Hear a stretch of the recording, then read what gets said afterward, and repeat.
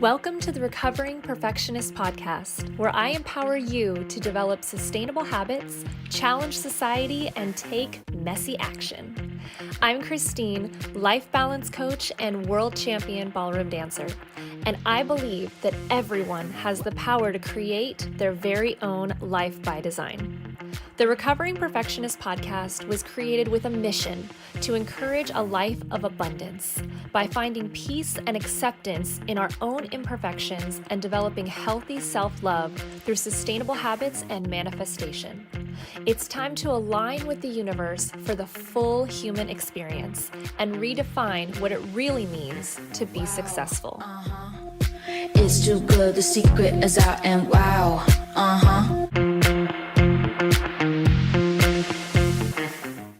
Welcome back to another episode of the Recovering Perfectionist Podcast. I am so excited. Today I have Jacqueline Renee. She is a gut health coach. And let me tell you, ladies and gentlemen, this is where the yummy part of life is going to happen right now. Jacqueline, welcome. Thanks for having me. I'm excited to be here. I'm so excited to have you. I have been wanting to, what do they call the gut? Like the second brain? Yeah, the gut is the second brain. It's directly connected to your actual brain. So there's a lot that they've discovered, but there's a lot of uncovered things when it comes to the gut health connection as well too. So I'm going to do my best to give you all the information today, but they're still uncovering so much about it because they're just now realizing it is, in fact, the second brain, which is crazy. It's ever evolving, as mental health is, as a lot of things that we're discovering, very recently, or at least in the last 5 to 10 years. But I am so excited because I've never done an episode about gut health. There's so many mental, physical things that, like you said, it's all connected. And I feel like it's the answer to a lot of things that we have questions about. And you are an expert in this field. You are doing so many big things, which we're going to get into. So I'm very excited to have you here. You have no idea. This has been a long time in the making. I want you to start first with how you got to where you are, right? Cliff Notes version. Obviously, we're not going to the documentary of Jacqueline, but because I really want you to get to what you do. But I think it's very important for people to understand that almost, at least for me, at most of 90 to 95% of the coaches and holistic wellness specialists I meet, they healed themselves first. Yeah. And then they learned how to do that. It was their living proof that their techniques and strategies and methods work. And they've done all the trial and error for you. So now they can get you right to the finish line as quick as possible, right? And I know that you are similar in that journey. So I would like you to kind of fill us in on that so we kind of know, why you've become such an expert in this area. Yeah. Oh, wait, you don't want my 40-year backstory? No, I'm just kidding. Yeah, sure. I mean, in 19, I'm just kidding. No, it's so true. Honestly, just to say to your point, I can never hire a coach that hasn't gone through the same struggle of what I'm trying to overcome. Like I have probably hired 10 coaches in my lifetime, all for different reasons, all for different health reasons or business reasons or life reasons, whatever it is. And the reason why I choose a coach is because I connected to their story. I understood that if they've overcome it, they can absolutely help me overcome it. And from A to Z very quickly without, I don't know how, I don't know why. No, they know because they've been in it. And so Cliff Notes version of why I know, because if you have ever suffered from gut health issues, which I can imagine if you're listening to this episode, you probably have, bloating, constipation, gas, diarrhea. By the way, we're just going to jump right in. These terms come live. Give me all the terms. When you're like, you can't even button your pants, or you have to unbutton your pants after a meal, you don't feel comfortable in your clothes, you're scared to find, you've got to find a bathroom, or you haven't gone to the bathroom in days. This is 20 million Americans have gut health issues. So that's a lot of people. And I think it's like 1 out of 5 people have chronic constipation, and bloating has run rampant. 100 million people have food sensitivities. So across the board, our guts are distressed, and the gut is the root cause of all disease. So anything that comes off of it, diabetes, Hashimoto, or any type of thyroids, including Hashimoto's, Alzheimer's, everything really started in the gut. So Cliff Notes version of my journey: as a kid, as a teen, in my 20s, I'm having these crippling digestive issues. But the crazy thing was that they were showing up as mental health issues. So when people were trying to help me, and God bless my parents, they tried as best as they could in the 80s and the 90s. There were no resources, but they kept taking me to people who helped mental health, because what it would come up is anxiety, worry, fear, anger, irritation. So you talk about the gut being the second brain. That's what happens in that brain gut connection. They're sending fibers back and forth. And when you experience gut issues, you then experience things that happen in the brain. Like you lose your serotonin, you can get depressed, you can get anxiety. And so that's the symptoms they saw on the outside. They didn't see me like suffering in the bathroom or whatever, trying to figure out the clothes I would wear. They saw this angst teenager that couldn't figure out her life. And it was all related to my gut. It was all related to the fact that I was distressed. So around the age of 20, P.S., I barely graduated high school and I didn't go to college. I had no concentration. I always had brain fog. There was no way I was making it through any more schooling. So I was very creative. I became a hairdresser. And I, dove into that. I felt really good there. I always felt really like smart and helpful. And so I get into hair, and the boss I had at that time, the owner of the salon, she was very into natural medicine. She knew a naturopathic doctor, so she connected me with that doctor. I was like only 20 years old. And that kicked off like now a 20-year, it was like, okay, I love this. I understand. I'm healing myself holistically. Stress management, diet change, food sensitivities, supplements, and it just rolled and rolled and rolled from there. That's it. I mean, everything. It's funny how when you start that journey, you kept listing, and I'm like, oh my God, right. Yeah. And that too. Like, oh my God. Yeah, it's crazy because there are a lot of people who have struggled with gut issues and have been diagnosed with mental health issues and never, ever taken a second look at the fact that it's really what's going on in their gut and has nothing to do with their mental health per se. And we know we're in a mental health crisis. Like I even spent time in a mental health institution because I was so like messed up mentally from everything that I had been through. And that's what people thought I needed. And, realistically, I needed to eat whole foods, fruits and vegetables. And nobody knew that. Right. So let me ask you this then, because that, for me brings the question, how was your upbringing as a child? Did you not have good nutrition? No, terrible nutrition. Just growing up, my parents we had a decent living, like what I would consider to be, now it's probably lower middle class, but then it was probably middle class.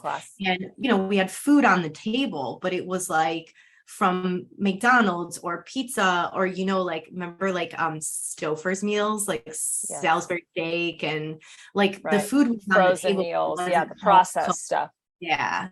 Both my parents worked. And then when my parents got divorced, they obviously had to work even harder. And so it was like a lot of cereal, just that typical, it's called the SAD, standard American diet. It's cereal, it's eating out, it's fast food, a lot of sugar. I remember Hershey's syrup. Remember Hershey's syrup? Oh my God. My mom used to make chocolate milk with that stuff. Oh, it's so good. Nestle Quick every day. Every day.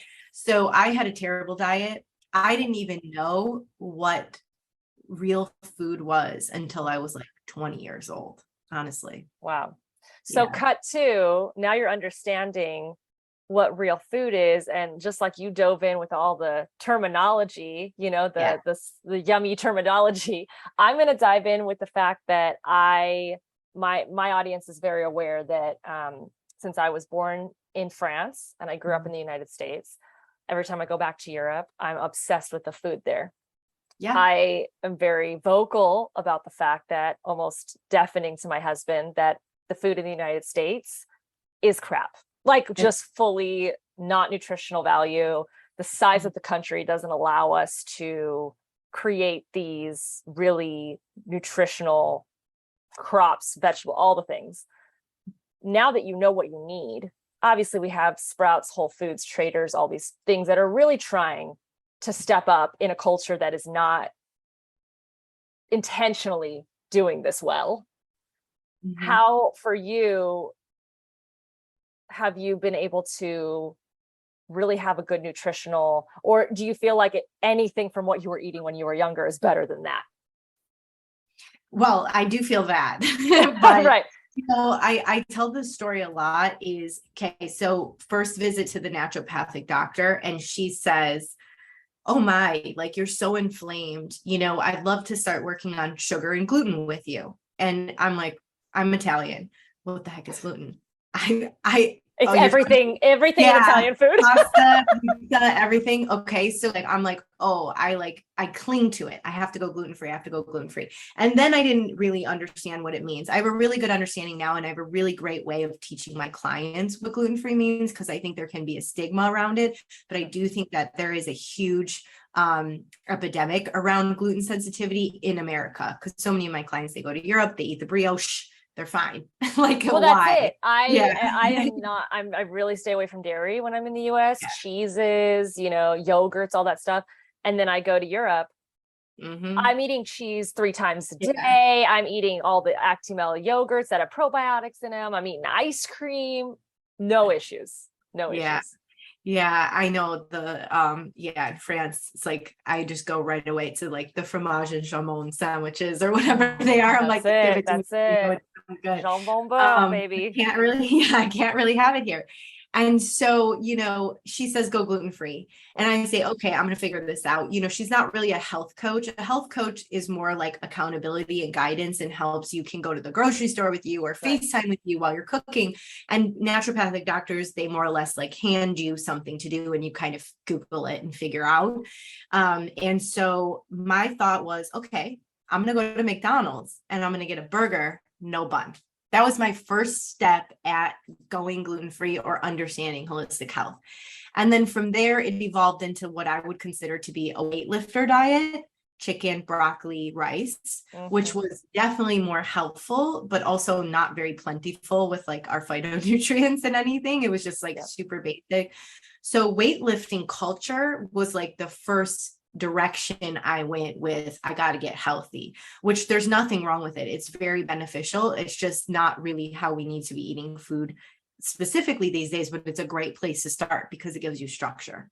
Yeah. Well, right. And everything, as we say, everything in moderation. So like, weightlifting, athletics, a bunch of different, the diets, or even keto and all these different things, like doing it for a specific purpose with intention can really move the needle. But then doing it long term and it becomes your whole life. Like you said, we were talking about business ebbing and flowing. Like that's your diet kind of needs to ebb and flow based on what's going on in your life. And also specifically for women during, their cycle. Their ages. I'm turning 40 here in a couple weeks, and I'm already thinking about, I'm adjusting what I'm eating and how I'm eating it, not necessarily so much for weight, but more for my hormones. And, women do think that they have to eat less as they get older, but they actually have to eat more. And so that's another thing that, it's like, okay, I'm adjusting to like this zone of being between the 40 and 45 scale now. What does that look like for me?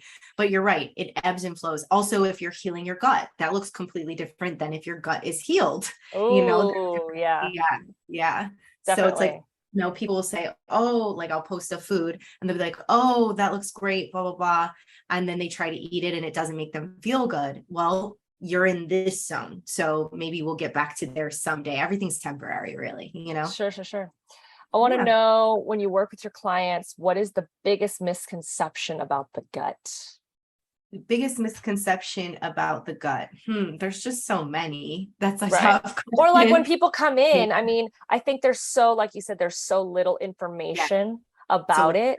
and Yeah. what it does and its function and why we need it to be healthy and all of these things. Of all the things that we think that we need to work on, the gut is definitely not on most people's list. So I think when you say you're a gut health coach, what are people's reactions? Okay. Yeah. Okay. I have a good answer for you. It's two-part. Okay. First thing is that, many people will think that when you have gut issues, that it is in your gut, but it doesn't start in your gut. Gut issues start in your mouth. So because we have our digestive enzymes and saliva in our mouth, and then our esophagus, and then our stomach, which creates the acid to break down food. We also have to take into consideration liver, pancreas, gallbladder. They help with digestion too. They secrete digestive enzymes and balance hormones. All of that happens before it even gets to your intestines. So people will say, I have gut issues, but I need to think above that, because you want to think before. Same with business, right? Like, what's the problem in your business? Okay, we're not just going to fix the problem. We got to look and see what happened to your business. It's like the pipeline. Like, clearly the problem is continuing to come down. So like where, like a clogged tube, like where's it starting? I agree. Yeah. That's the major thing, is like, okay, we're looking at the pipeline and we're trying to figure out. And one of the biggest things is that as we age, our stomach acid decreases, and the acid, especially if someone's been vegan or vegetarian for a long time, they're not having more acidic foods, and the stomach acid decreases. So it can become increasingly hard to break down your food. And if you're not breaking down your food and those particles are in your intestines, it's definitely going to cause irritation, inflammation, bloat, constipation, diarrhea, all sorts of stuff, which can eventually lead to something you've probably heard of, which is leaky gut. Yep. Yeah. And so explain that for people who don't understand what that means. Yeah. So leaky gut, it's very interesting.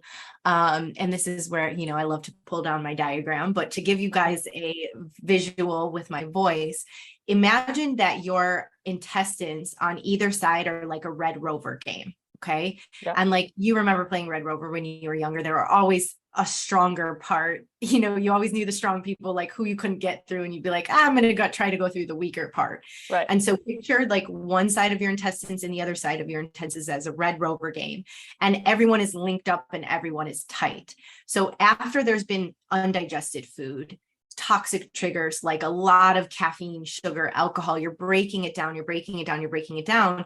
One of those parts where they're linked, these junctions, they call them junctions, they can open up. So cracks can start to open up, or that becomes a weak part of the Red Rover game. So your bad bacteria, or you can go right through that weak point. And if food particles and inflammation is going through that weak point where that junction has opened, it's now going into your bloodstream. And if it's in your bloodstream, it's toxic to your body. Like very toxic. And that's what leaky gut basically is. You've hit a level of toxicity that's reaching your blood, and it will cause if you have those reactions, can cause like immediate diarrhea, skin issues, autoimmune, a lot of thyroid disease starts with leaky gut, that kind of stuff. Yeah.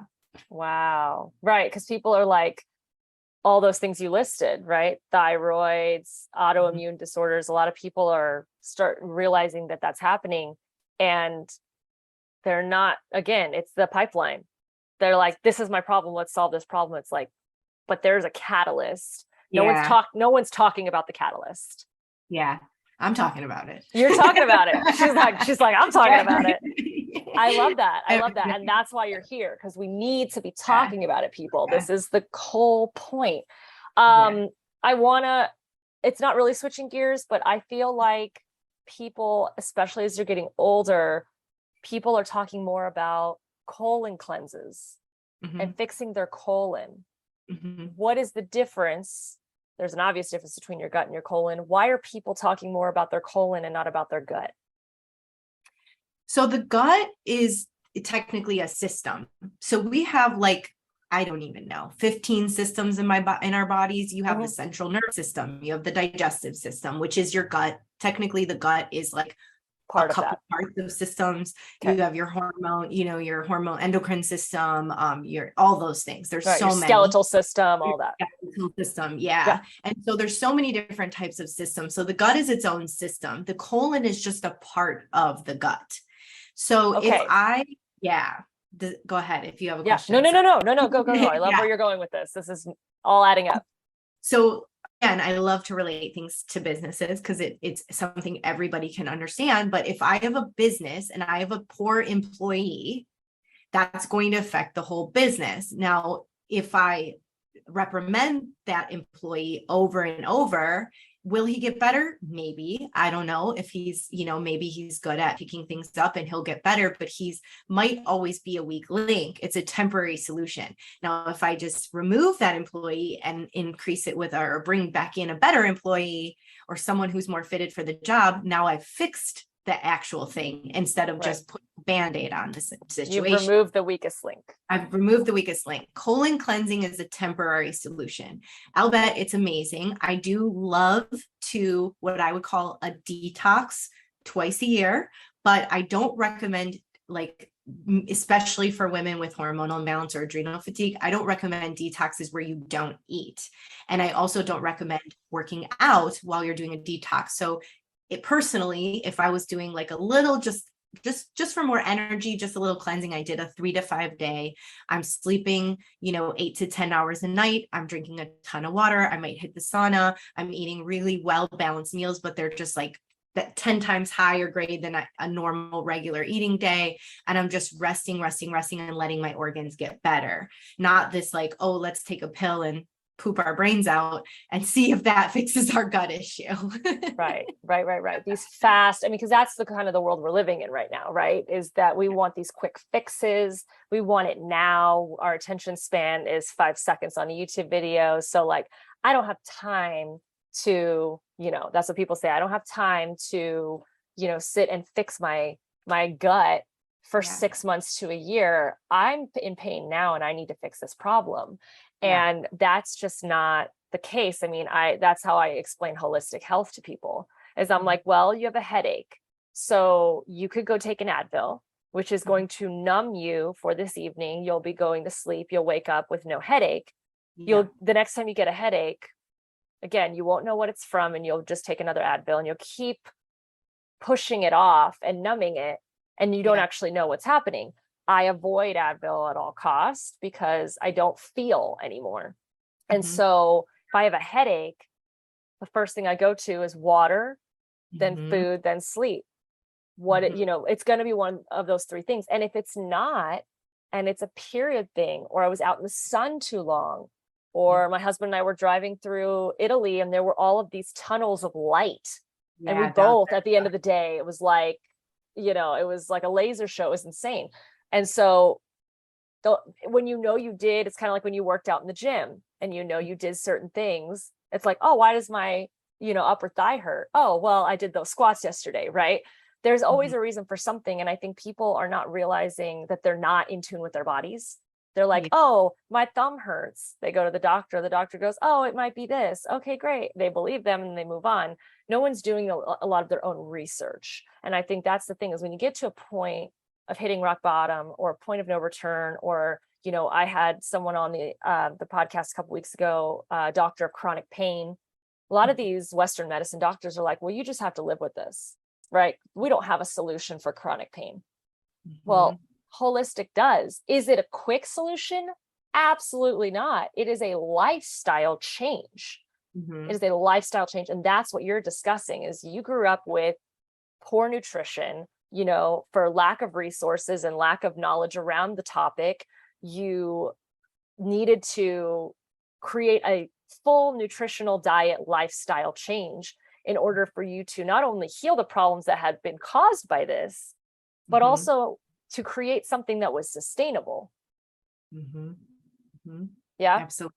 Yeah. And it takes time to develop that because even in, my program is a 90-day program and they'll want to get the max out of it. But I always remind them that what you're learning in the 90 days doesn't always set in the 90 days. I forgot what the word is, but like there's a sound effect thing happening, as time moves on where you're learning, but then you're also implementing for a really long time. And the stuff that I put in my program, the stuff that I teach people, that's 20 years of learning into a really small place. Learning and applying. Because it's trial and error, it's cause and effect. What works for because I know, I'm sure that you have this in your program as well, just like we have it in ours, is you have an outline and a foundation, but then the idea is that for this particular person, the morning routine might look different than this person's morning routine, and that's just relating to some of the stuff that we do. So same thing for you is you're going to be like, try this.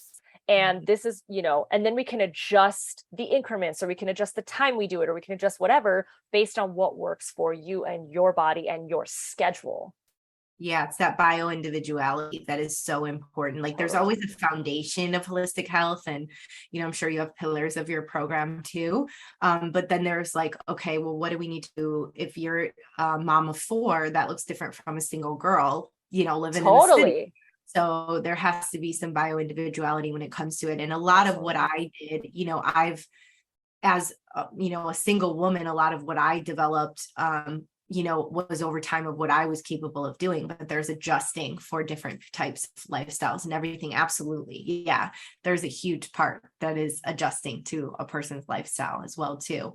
And, I think that you hear things, you see things on the internet, this is the end all be all for, you got to do this 30-day gut program. But that's why I get so frustrated with Western medicine too, is because they go to school for 8 years to be a doctor, to learn the plethora of things that it could be caused in a human body. And they're going to go based off of 95% of the time, what's been done, 98%, whatever it is. And if someone comes in with X, Y, and Z, they're going to be like, well, this is what we know it could be, and blah, blah, blah. And so I don't feel like there's that bio individuality, that customization, what do they call it? The biohacking of it all. I don't feel like there's any of that in Western medicine because they don't have the time, right? They don't see you for long periods of time. And they're just trying to get you to move on so they can move on to the next person, right? It's very much a chain of command situation. And with holistic health, as much as some people they're not patient to get enough to get the results.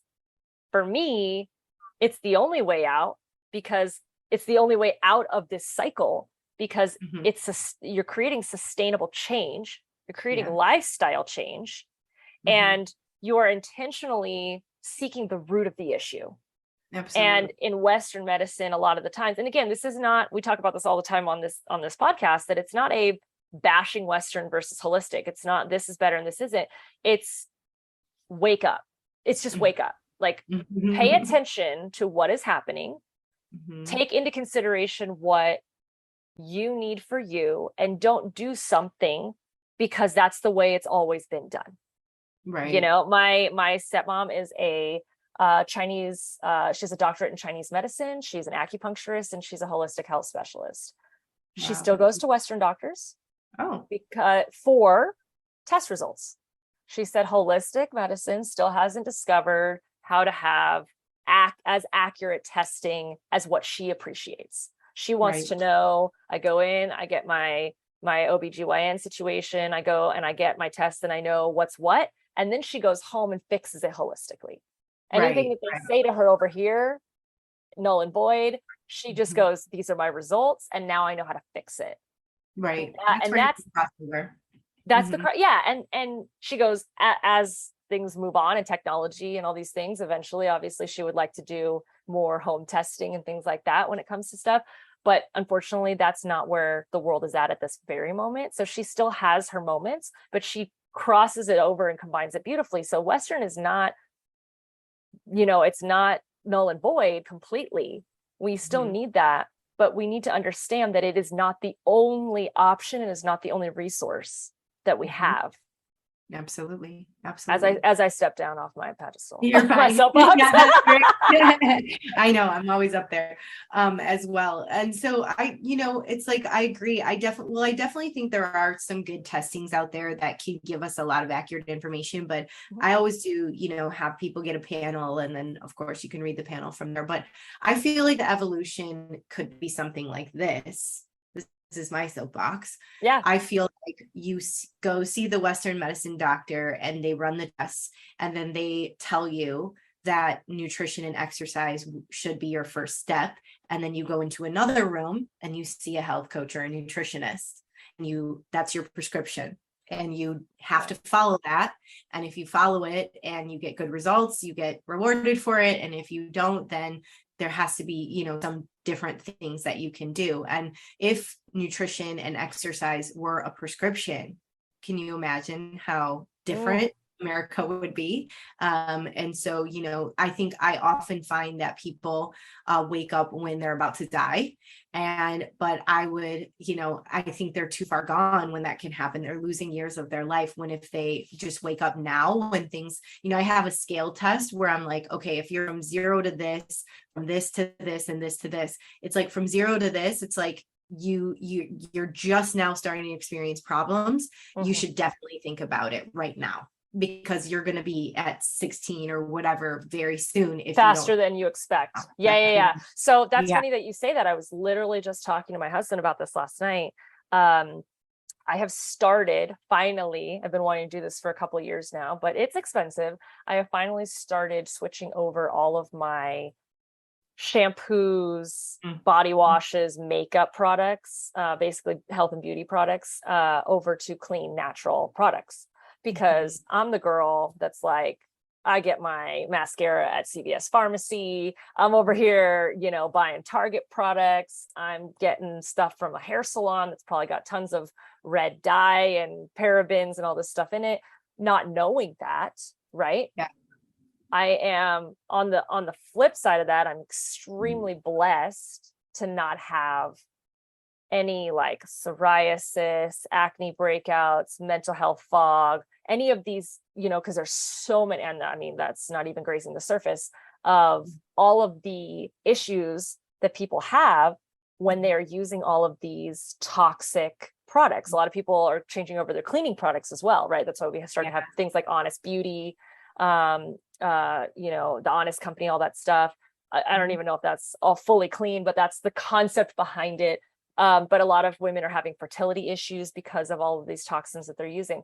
So lucky for me, it's not stirred by that, but watching some of these, you know, influencers that are testing out all these products that are doing it because they had 3 miscarriages, or because they developed an autoimmune disorder, or because whatever. And then their Western doctor's not telling them, oh, you're using, you know, toxic makeup products. They're having to discover that on their own. And now they're becoming an advocate for clean beauty and health products. And I'm slowly starting to change over my shampoo, my body wash, all these different things. But you're right. I'm doing it before there's an issue. I'm 32 years old. I'm, again, very blessed. I've never had any acne issues, anything like that. I've been an athlete, you know, most of my life. And I've been able to be in tune with my body and know what it needs. And if something was causing me trouble, I probably would have changed it over sooner. But I do know that there's a bunch of crap in some of my things that I'm using. And it's about damn time, as Lizzo says, to change it. Exactly. Yeah. You know? Yeah. And sometimes we don't see what's actually happening from toxic products, because the thing about a lot of those chemicals is that they're phytoestrogens. And so they're raising the estrogen, but in a very slow, it's like the slow gas, you know, it's like it's happening. You don't know it until it's too late. Yeah. And so, you know, so a lot of people don't see the issues until they have trouble getting pregnant, or until they get cancer and they realize like, oh, this has been going on for a really long time, but I didn't know because I wasn't like coughing, sneezing, major things you might see right on the surface. Yeah. Good point. I want to go back for a second, because in your Cliff Notes version of how you got here, you discussed the first time you went to see someone, they talked about gluten, all these different things that you were, you know, nutritionally starting to change. How did you, because especially coming from, you know, that's what I did. I came kind of from zero. Well, I mean, athletically, I definitely had some background of how to understand my body, but on the mental health side, I definitely started, I feel like, at zero. How did you get to the gut? Literally, because I do feel like that is not a direct path. It's not. A lot of people, especially holistic, they're going to start with food sensitivities, gluten, you know, all the different things that they're going to try first before they're like, you have a gut issue. How did you get to that point where you're like, oh my gosh, and then now all of a sudden it's become the whole center of your business? Yeah. I mean, the biggest thing for me was the bloat. Like as a Okay. 18-year-old, I was going to 19 say symptom wise, there clearly had to be wise, something that triggered that. two symptoms that were major for me were cystic acne, like all over my face, and bloating that looked like I was pregnant at like, pregnant at 18 or something like that. Well, But even so they that, they have a solution for that. Sorry to cut you. It's called birth control. yeah, exactly. That was it. They did put me on birth control, or they Yeah. tried to. And I Yeah. didn't. And then they tried Yeah. to put me on diuretic, and then Yeah. they tried to make Accutane. It was a For laundry those who list didn't of, get that sarcasm, that was a complete yeah, joke. We do yeah. not Don't take it. encourage birth We cannot control. encourage her. In fact, if you want to get off of it, no. Yeah. Um, so the bloating actually started when I was a kid, and my cousins would like make fun of me because we would eat and then my belly would stick out. And when you're a kid, you wear like little tank tops and shorts and your little belly sticks out, and it's totally fine and normal for that to happen. But I didn't know what was going on as a kid or why it was happening. And it definitely was hard for me to like be ridiculed about it, but it did end up following me into my teens. And then in my 20s, what happens, I've always been a kind of slender person, but then I'd have this big belly and this acne that wouldn't go away. And honestly, what happened is when I started doing hair, I developed a cough, and it was very mucusy and it wouldn't go away. And so I did a round of antibiotics, and it didn't even cut it once. And then in fact, it made it more worse. And then my bloating got worse and my skin was getting worse. And then I started getting acne like on the back of my legs and up my glutes. And it was like, all of a sudden my body was like exploding. And that's when my boss at the time said she was the one who said, I think there's something going on with your gut, or there's some root cause inflammation and you want to see the naturopathic doctor. So immediately when I got to the naturopathic doctor, she was like, it's your gut. So I didn't, but I had 20 years of my life of not knowing it was gut issues, thinking it was anxiety, thinking that it was stress, thinking that it was hormones. A lot of people think it's hormones. Yeah, as a kid, or I needed birth control, or I needed to diet, because diet culture in the 80s was like really big. I was like drinking vinegar and I still drink vinegar, but like doing all weird stuff that was like, just trying things, throwing it at the wall. So I was fortunate enough that when I threw the spaghetti at the naturopathic way, it stuck as a gut issue. But that's not always, I think a lot of people search for many answers when it comes to chronic inflammation and autoimmune, and don't necessarily think about the gut right away. They might say, if I talk to somebody and I'm like, oh, blah, blah, blah, gut health, and they say, well, I have a thyroid issue. And then I ask them, are you pooping every day? And they're like, good question. I don't know. And I'm like, how do you not know? If you don't know, that's the answer right there. That's the answer. And so, a part of my job is bringing awareness to the fact that if you have a thyroid issue, but you're bloated and you're not going to the bathroom every day, that it is most likely rooted from your gut. And so, like you're asking me how I ended up with the gut, I got lucky that someone said this is probably what it is and went there. But a huge part of my job is educating people on that is why you're experiencing acne. That is why. What are the symptoms that we're looking for that are an obvious red flag for gut issues? What do you consider? I know it's hard to put into a percentage, and it's just a rough estimate here, but what do you feel the percentage of disease and, chronic issues that we have physically and mentally that actually the root is the gut as a solution? 100%. Really? 100%. Yeah, it's the root of all disease. I didn't expect you to go that high though. That's crazy. No, I've been worried. I love that. I love the confidence behind it, because you know what? Like, who's to say that you're wrong or not? Like, it's not a right or wrong answer. It's more of just like an opinion, and you're seeing it in your clients. Like, you're doing the research. First of all, here's a quick story about something that just happened to a friend's mom. The friend called me. My mom has been getting dizzy and she's having these weird dizzy spells, and something is going on. And, the doctor's trying to figure it out. They're running tests, but can you just take a peek at this case? Can you take a peek at this situation? So I call the mom and I'm like, hey, real talk, are you going to the bathroom every day? That was just my instinct to ask her. And she said, oh God, no, I probably go 2 or 3 times a week. And I said, how long have you been constipated? And she's like, oh, am I constipated? And I was like, yes, because you should be going to the bathroom twice a day. I and love she that. said, Am I constipated? Like yeah. that's not even like, oh, is that a thing? Yeah. Like in true mom fashion, she was like, oh my God, twice a day. There's no way I haven't done that in like 10 years. And she's like probably in her 70s or something like that. I said, okay, so you're getting dizzy. And she said, yes. And we started talking about it and realizing like, she's not eating enough protein. She's not eating enough fiber. She's under eating. So like cut to 1 week of eating more fiber, her going to the bathroom every day, and she doesn't have dizzy spells. Meanwhile, they were trying to diagnose her with vertigo and give her medication. And it's like, okay, the gut, you didn't even ask her if she's going to the bathroom. You didn't ask her if she's drinking water. You didn't ask her if she's eating. You know, Like, it's like, and 3 obvious things that as humans we need to do: drink water, because our body is how much, what, 60-70% water, yes, right? Yeah. Something like that.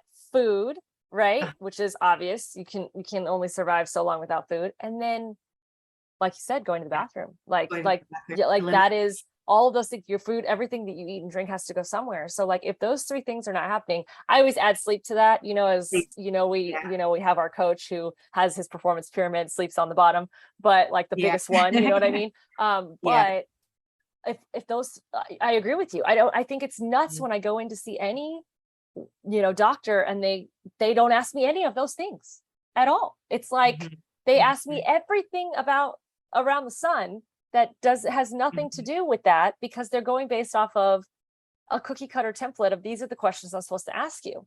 Yeah. And this is a really good question. Am I healthy? You are healthy if you are going poop every day, you're sleeping 7 to 8 hours a night, you drink the allotted amount of water that you're supposed to be eating, and you get your servings of whole foods every day. What's the water? Do you know how much water we're supposed to get every day?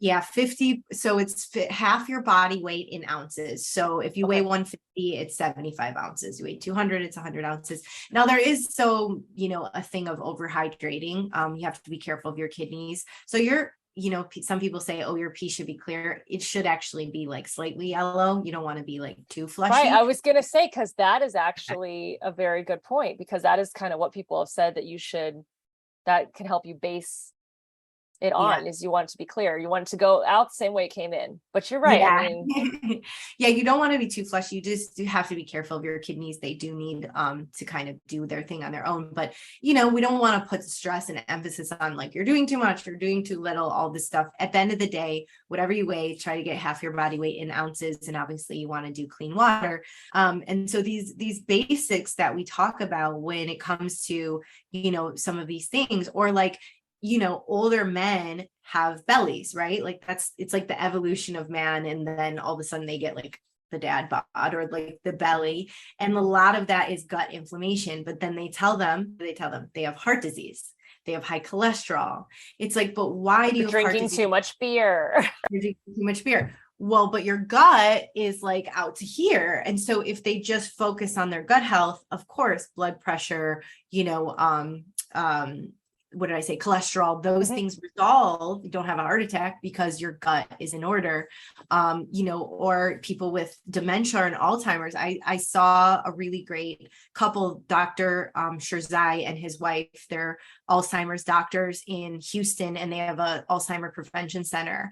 And they talk a lot about gut health when it comes to that. These people come to the prevention center, they put them on what would be like a very gut healing diet to make sure that brain gut connection is really good, to restore their memory, to make sure their brains are working in optimal function. And a lot of them go in with Alzheimer's and actually reverse the symptoms.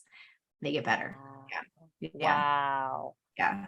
So I would say the gut is like the root of everything. And if you're having multiple issues, it can be overwhelming. Like, oh, I have to fix my acne. I also have to fix my diarrhea. I also have to fix my hormones. Come to the gut. You will fix all of them once you fix your gut. Right.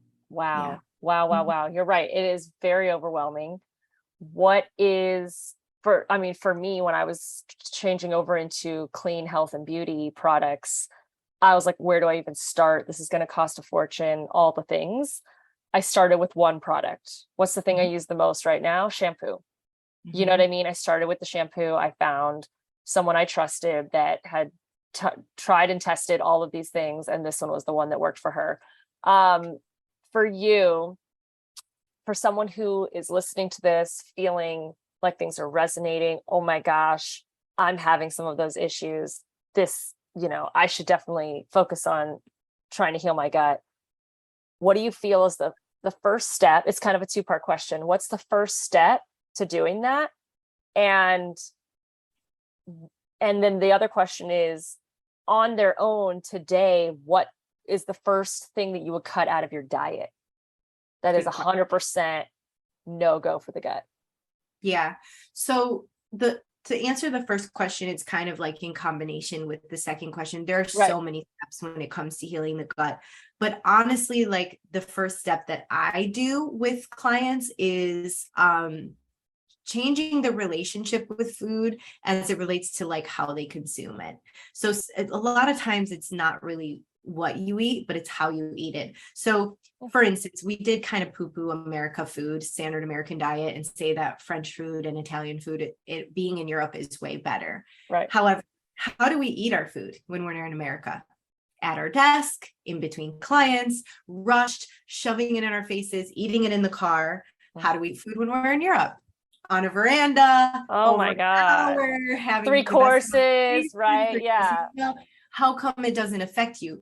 Partially because Europeans don't, there's not a lot of big pharma there. They don't, use as much pesticides, hormones, all that stuff, but also partially because how we eat it. So the first step, wow, I love that. Hang on. I just love that reflection right now, because being from both cultures, I obviously, when we're in France, we talk about we're eating lunch for 3 hours and then we're talking about what we're going to have for dinner. So like the whole culture revolves around, we have even called apéritif, which is before the dinner, which is great conversation that has to do with little snacks and things like that. So like everything is revolved around cultivating an intention behind how you're eating. But I never really thought about it on that basic level of like, yeah, literally like we're treating ourselves like the insides are reacting to the way we're treating the way it's going in is by rushing through it in the process or sitting down and enjoying it. Well, and it's like, okay, so, what's the common thing you would think of if you go to Italy? It's like to get gelato. And so sometimes my friends will say like, oh, I had gelato and it didn't bother my stomach. I said, how did you consume gelato? Oh, I was walking around, I was licking my little cone and it was so beautiful. How do we usually consume ice cream here? Oh, I'm pissed at my boyfriend. Let me take down a pint of Ben and Jerry's. You know what I mean? Like, yes. Really want to emphasize this here, that when you eat stressed, you're not absorbing the nutrients because your digestion shuts down. If you're in fight or flight, your sympathetic nervous system, another system that's tied to your gut, and you eat stress and it's in your digestion is shut down, do you think you're actually going to digest that food or absorb it? No. But if you're relaxed and I just say it's Friday and it's a beautiful day and I'm going to go get ice cream, even in America, I'm probably going to digest it and be fine. But if I'm eating it stressed out in this fight or flight response, I'm not going to absorb it. I'm not going to digest it. Yeah, it's shut. It literally closes because you can only do one thing at a time. We think we can do a million, but we can really only do one thing at a time. So if you're stressed out, all systems shut off. Wow. That if you didn't get anything from this and that's all you got, that's powerful. That's powerful. Yeah. It's like okay, and then the part B of that is what would I remove first? The first thing you would remove. Can I say 2 things? You can. Well, and I think depending on the people, it would be different because there are some people that don't have certain things in their diet and they're like, oh, I already removed that, we're good. So what would be, it's sugar or alcohol, or sugar and alcohol. Because they are both it's not sugar like honey, dates, figs, fruit, like get over it. You should be processed sugar. It's processed sugar, it's white cane sugar, and it's alcohol. If you think that alcohol isn't affecting your gut, like, I'm sorry, but you live in a delusional world. It is pure acid. It is stripping the gut lining. It's causing backup in your liver. Your liver, I call the liver the Beyonce of the organs. Like she's the showstopper. Like Beyonce Is Beyonce drinking, 3 beers before the night of a show at the Rockefeller Center? No, she's got to keep it clean. And so alcohol affects the gut a lot. It also affects, obviously, it depletes your serotonin. And as you're depleting serotonin, is the hormone, the happy hormone in the gut. Yes. So it's like a double duty there. So you get depression and you get gut issues. No one wants both. And then sugar is just, with the blood sugar levels, it's spiking the blood sugar, it's dropping the blood sugar. That's going to cause insulin resistance, which definitely wreaks havoc on the gut. So I would put them like together. I know many women who are, and men as well too, who heal their guts and are able to enjoy an occasional drink and they're fine. They're not really doing it. I personally but alcohol out, but it's up to the person. Yes. And I'm glad you prefaced that at the end, because I'm also glad you said the two, because for me, I don't drink at all. I've just never liked alcohol at all. So like 32, I just realized after like 20 something, I was like, great, I'm just not a drinker. Yeah. And so for me, cutting that out, yes, it's already been cut out. Processed sugar was a huge one for me. I'm a chocoholic, grew up with loving sugar and sweets. That was my mom all day. And once I started cutting that out, I thought I'm never going to not crave this. And all of a sudden I wasn't craving it. And I was like, I felt like I had climbed my Everest. So by doing that, but I agree with you. Does that mean that I didn't have a chocolate chip cookie yesterday from the grocery store that was probably super processed? No, I did. Yeah. Moderation. Everything is done. I don't eat sugar. I probably eat one of those twice a month. Right. Versus twice a day, but or if twice you're a eating week. one every day, 7 times a day, your body doesn't really have time to recover. And same thing with alcohol. That doesn't mean you can't go out and have drinks with the girls. That doesn't mean you can't go have a beer with the guys. But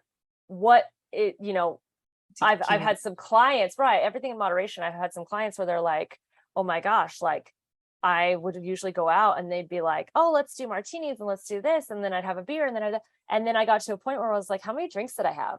You know what I mean? And so they've gotten to a point where they're like, yeah, no, I've literally say no. And all the girls are still wanting, or the guys or whatever. Oh, here, I'll get you another one. She's like, no, I'm good for today. Thank you so much. And like, if I didn't set that boundary, I would just keep drinking. You know what I mean? So it's easy and not to be drunk, just, you drink over the course of 4 or 5 hours of hanging out with the friends. You don't realize it, but that adds up in your gut. It adds up in your body, even though you're not drunk and you could still function and drive and do all the things. Yeah.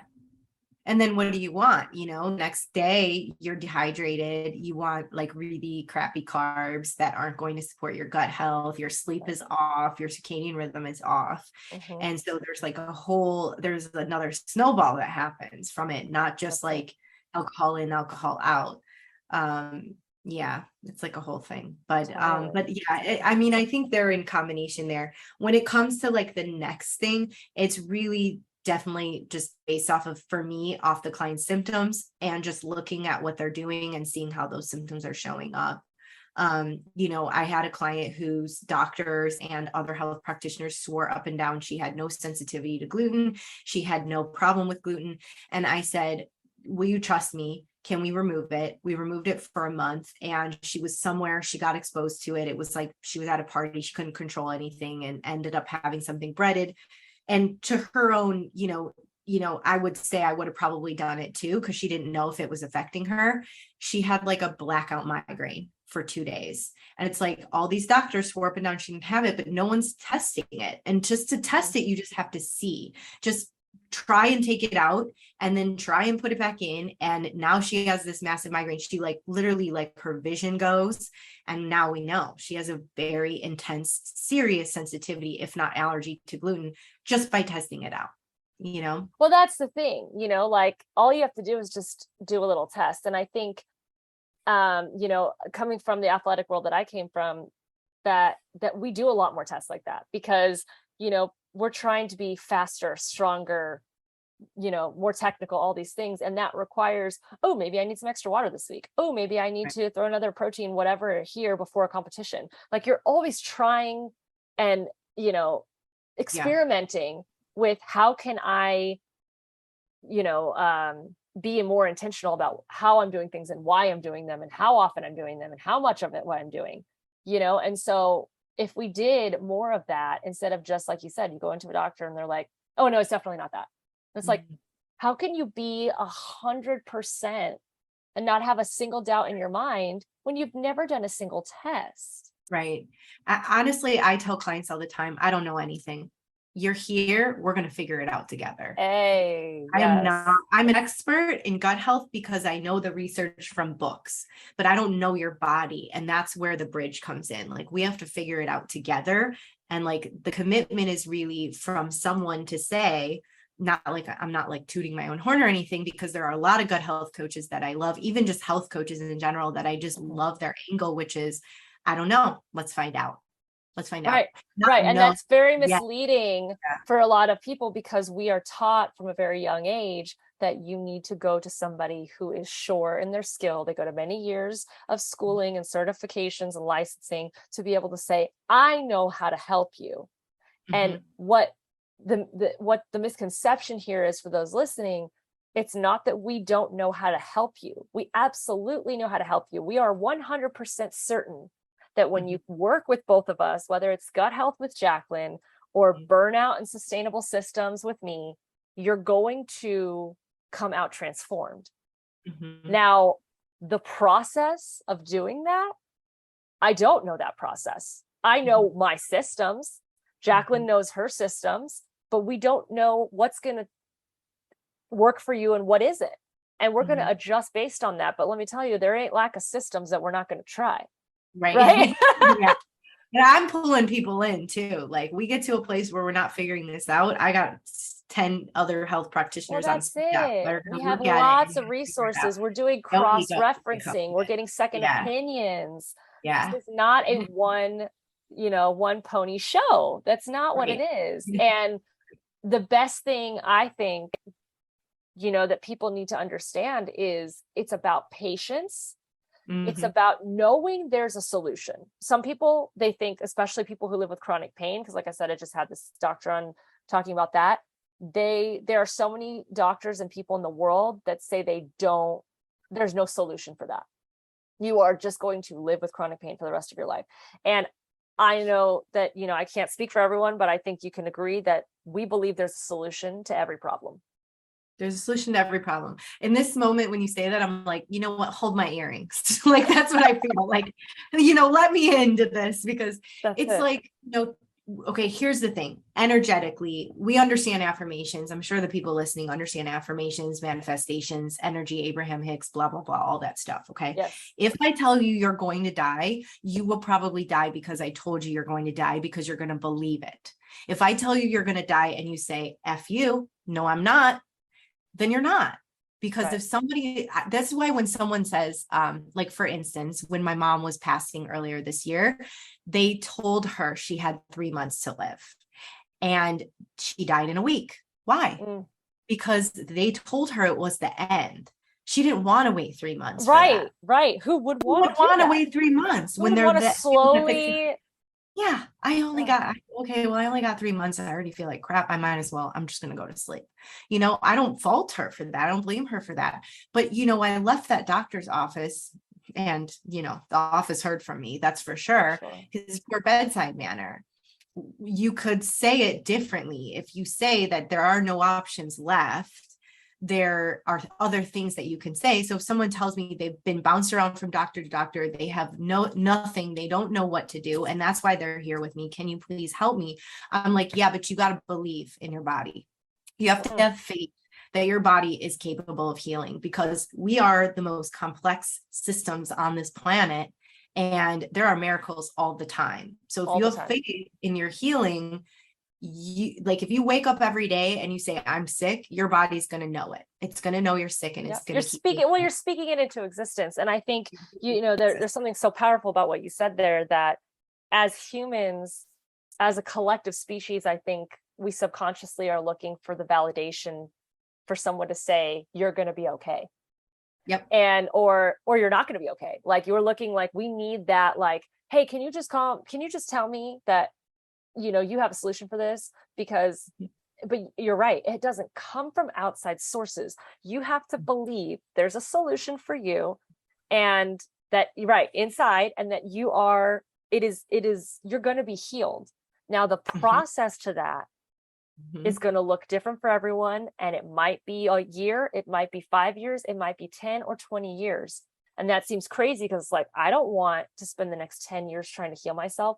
First of all, healing is an ongoing journey and you're always healing something. But you get right. And you're always growing. Otherwise you're dying, inside. The idea is that you learn within the first year or two these tools and resources and what works for the most part, so that you can, when you get triggered or when you have something happen physically, you know how to fix it better than just going to a doctor and them telling you, oh yeah, there's nothing I can do. Or they run a bunch of tests and they don't find anything. The amount of times I've heard people say that they've run all these tests, all this blood work, and they found nothing.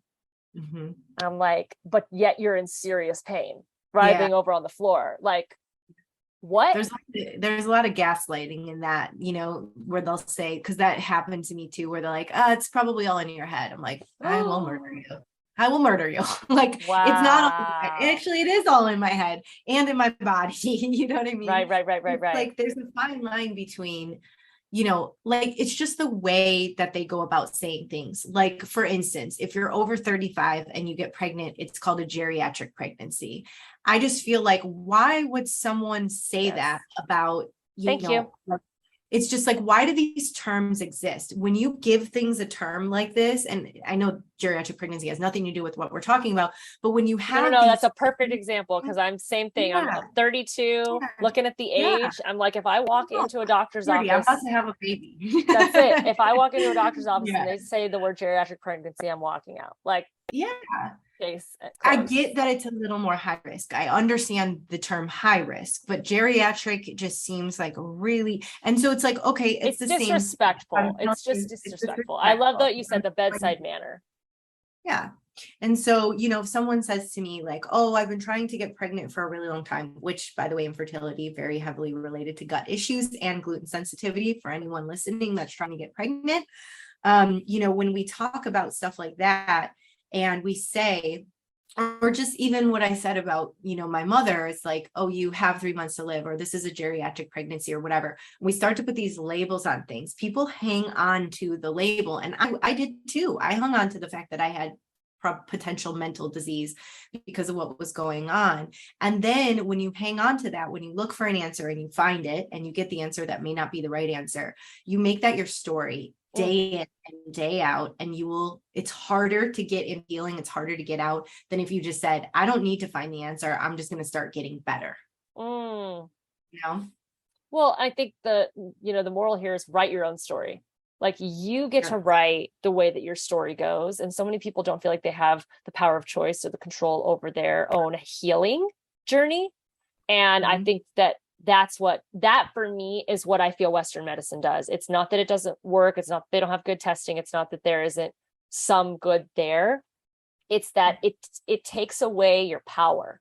And what I felt, especially in women's reproductive health, that I felt completely helpless, completely powerless to getting, I've been very vocal about the fact that I've had some abnormal paps come back, and they're immediately going to cancer, like immediately. And I'm thinking, you've done no tests, you've done nothing. And they immediately, like you said, they label something, and they're taking away your power, feeling like you can't come in there and tell someone who's got 8 years and a degree on their wall that they're wrong. Yeah. How dare you? How dare you? And it's like, but I'm not like Susan who just walked out of here. Like, I'm a different person. So don't try to put me in the same category of what you think is happening, because it's not. And if it is happening, you cannot just spit it out like that, like it's a death sentence. Like the way that this is done, especially in women's reproductive health, is insane. So totally. I love that you said that. I want people to pay attention to the verbiage that is being used with your doctors, to the verbiage that is being used with your friends, with your family. Oh, I know someone who that happened to, right? Aunt Susan's over there is telling, I know someone that happened to, and they ended up getting cancer and dying. And you're just like, how dare you put that in my head? And now all of a sudden it's like seeing a spider on the screen. Now you're scared there's a spider in your bed. Like your psychology is Yeah. now being manipulated. Mhm. And that you have to understand that you have the power to choose what you think about. You have the power to wake up every day and say, I'm living in a healthy body. Even if you don't feel like you are, as Jacqueline said, the more affirmation you put towards that, the more it's going to solidify that as your reality. You will speak into existence what is happening. And on top of that, you're going to be doing research and healing and hiring a coach, doing all the things to work towards that. And like Jacqueline said, if you're not open to that, the healing process will be slower. Yeah, absolutely. Yeah. I just thought of this. Can I tell you a quick story about one of my Please. Yeah. came into my head? You're going to like be blown away. But so I have a client who had Crohn's so bad, he was in the hospital, like practically dying. And they told him he needed a surgery, needed to remove part of his colon. I had our first consultation. He was in a hospital gown in the hospital, and like nurses were coming in and like trying to do all this stuff. And he's like, listen, I'm having this call because I thought, we should cancel. You should call me later. And he's like, no, I'm talking to you. And so I was like, I had it in my head, this guy wasn't going to do anything. Okay. But cut to a year. But let me just tell you what happened. Like, he was on tons of steroids. He was on, Remicade, 3 different medications for the Crohn's, and they had given him no nutritional advice, no stress management, no lifestyle health. They were ready to cut half his colon off and keep him on all these medications. I said, look, here's what I want to do. I gave him the plan. We're going to go through a couple phases of healing your gut. I am going to put you on a very restrictive diet, not calorie restrictive, but restrictive in the sense of you can only eat this many things. Right. Give me 3 months, and I guarantee you will not need the surgery. That's probably the biggest promise I've ever made in my life. Because I have no idea if this is gonna, but I felt so confident that like no one had ever done this. So anyways, 3 months, doesn't need the surgery. Within 6 months, he's only on one medication, which is Remicade. You're pretty much on Remicade for life, but no steroids. So for a while, he was overweight and he couldn't lose the weight. And I kept telling him, it's because of the steroids. It's because of steroids. Right. I said, oh, totally. Just wait until you come off the steroids and the weight's going to come off. Okay. So what happens? He gets off the steroids, the weight drops like 50 pounds within 2 months, which is a lot in 2 months. 50 pounds in 2 months. 2 months. Yeah. Because it was so quick, because the steroids finally stopped, engaging with his endocrine system and his liver and everything. And so he drops to 50 pounds, 2 weights. And guess what the doctor says? I want to run some tests because I think you have cancer. That was too quick of weight loss. And I'm like, this poor guy. They had him on all this stuff. Oh my God. I'm like, Mister, you don't have cancer.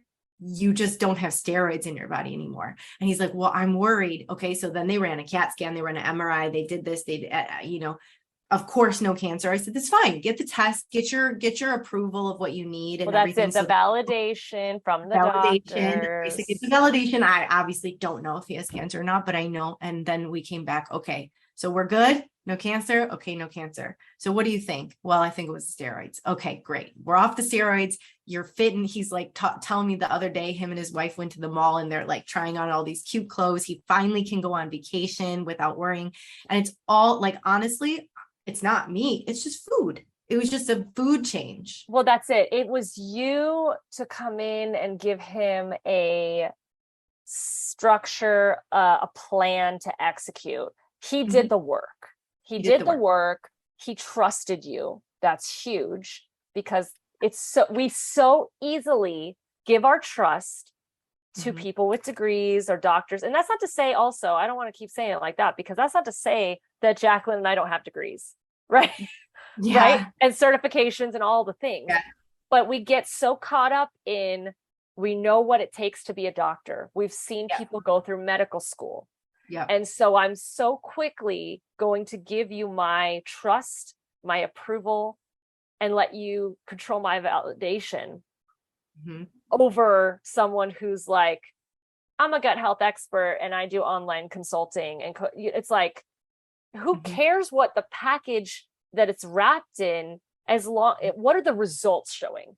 And time and time again, we are seeing, I cannot believe that was a great story to end with. Like, he does all these things, he drops all this weight, and the doctor thinks he has cancer. I mean, like, he healed himself and now he has cancer. Right. You gotta do it. Right. Like, what the heck? Like you can't, you can't make this shit up. Like, it's insane. The stories that come out of these types of doctor situations blow my mind. And I am not shocked by a lot of different things happening in the world right now, because I just feel like it's, a lot of things are purging, but I am continually shocked by doctor stories that I think, how could it possibly get worse? And it does. And I'm like, if that alone doesn't tell you all day. right. If that alone doesn't tell you, not just get a second opinion. That's what a lot of people do. Get a second opinion. Get a second opinion from yourself. Meditate on it, pray on it, figure out what's going on, get in tune with yourself, and then talk to somebody who has been through what you've been through. Because chances are they healed themselves. If they are healed, it's not a doctor that did it. 95% of the time, I'm not going to quite go to 100 like you did, but I feel like 95% of the time, a doctor didn't heal them. Yeah. They healed themselves if it was something serious. I know someone who had MS healed herself from MS, because doctors were just like, what are we going to do for you? Right. Yeah. So that's it. Medicate. And you have to remember that the pharmaceutical industry in the United States is a multi-billion-dollar industry. It is not that way for no reason. It is. I think it might be in the trillions. I believe you. I would 100% believe you there. That's where I'm gonna get my 100%. But like, the idea is that it is cheaper. It is more cost for them to put you on chemo than it is to try to heal you holistically. And most of those people, I don't care how many years of schooling they went to, they did not get the natural. They don't understand what herbs, what nutrition. Like you said, I told you my stepmom is a doctor in Chinese medicine. She knows all the herbs. She knows all the things that work towards specific, organs and all that stuff. You're doing it just based on food. You're just doing food. You're not even using Chinese herbs. That's incredible. That's absolutely incredible, because it's stuff that we have access to already. The Chinese medicine, I get it from her directly. It's not something that's like visible in a supermarket. I mean, some things are, but you have to know what you're looking for. You have to know what you're buying. You can't just pick it up and be like, oh, I know this is going to help me with X, Y, and Z. You're just talking about, go to your grocery store and go to your produce section, and let's start there. That's so powerful. So people who are feeling overwhelmed with this, like, understand that what Jacqueline is doing is taking it to a basic level of like, so basic, and not trying to overcomplicate things. And that's what's causing a lot of the issues that they have. It's the complication. I can't even say the word. It's so complicated. Yeah. It's the overcomplication of what all these different, voices that are coming in. And you're just like, let's go back to the base of humanity: water, food, pooping. Right. Water, poop, sleep, nature.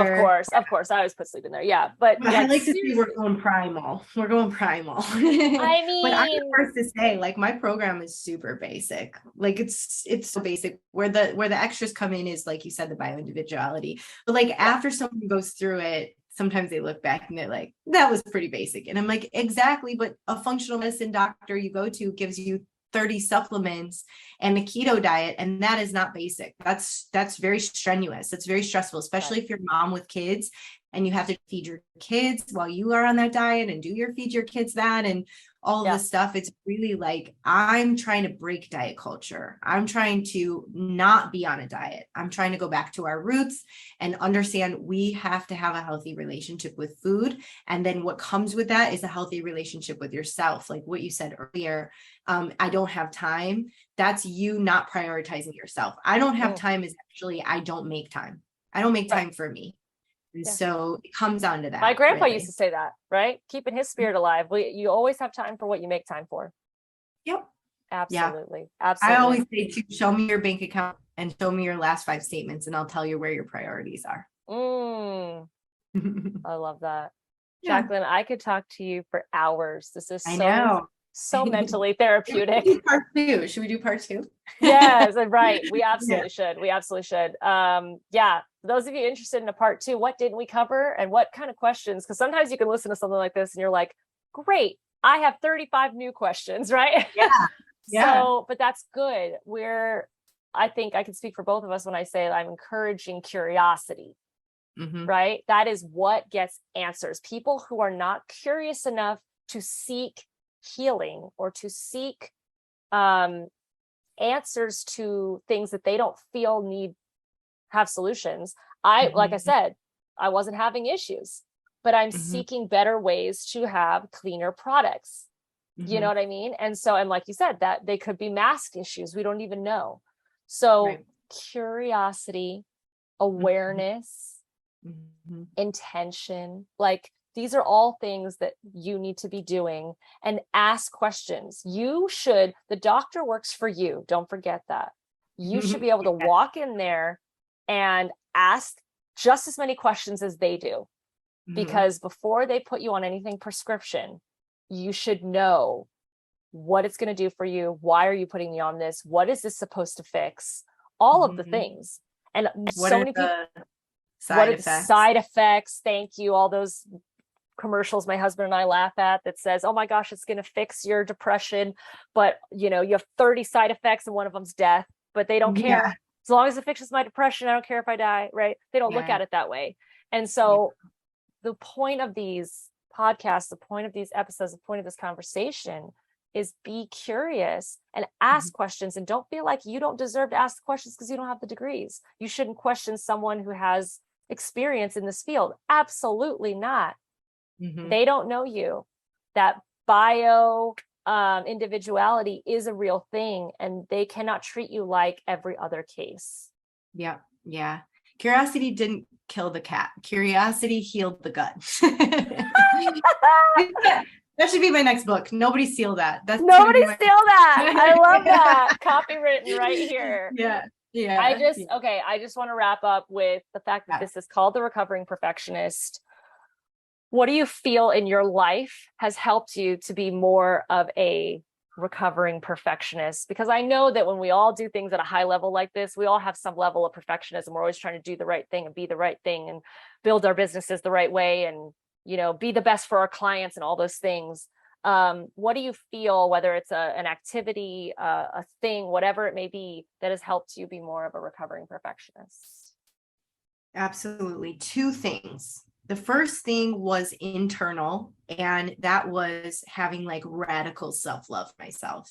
Because now that I have self-love for myself and I really see myself like entering, even just age, like entering into 40, I'm like, this is going to be the best, decade of my life. Like I really feel very comfortable in my skin. I'm happy I healed my gut.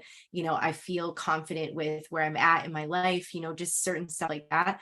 Once I developed that radical self-love, like a lot of, that term, like I am rubber, you are glue, whatever bounces off me sticks to you, could not be more true in my life now. Like I'm not affected as much by so many different things, and I'm confident in my decisions. So really dig in. The internal is like finding yourself as your North Star, your intuition, you digging into getting in tune with your body. That was like 100%. You are enough. Are enough. Yeah. That was one. And then the other one was more external, but years ago, one of my best friends said to me, and I know she didn't make this up, but she said it to me. So now I feel like she's my guru in this. She said, everything is temporary. Everything, literally everything. Good, bad, ugly. It doesn't matter what it is. Good, bad, ugly, doesn't matter. So why worry about that? It's going to go away. Why worry about that it's going to affect you? Why stress about the fact that it could happen again? Why stress about the fact that it's being taken away or put in your life? Just allow things to ebb and flow. And so now that I think about things, everything being temporary, like I don't have anxiety, because I know that even if it's bad right now, it's just going to get better very soon. Yeah. Love. So love. Yeah. You are a bright light. And I thank you for the work that you're doing, because it is changing people's lives, and one gut at a time. One gut at a time. Right back at you, sis. Thank you so much. It's the best. Yeah, definitely. I could talk to you all day, but thank you so much for having me. I really, really appreciate it. Thank you so much for listening to the Recovering Perfectionist Podcast. I'm Christine, and if this episode resonated with you or spoke to you in any way, please feel free to share. I absolutely love hearing from you guys and your thoughts about the topics based on your experiences. And also, if there's anything you want me to talk about, just screenshot this episode and share it on social media with your comments.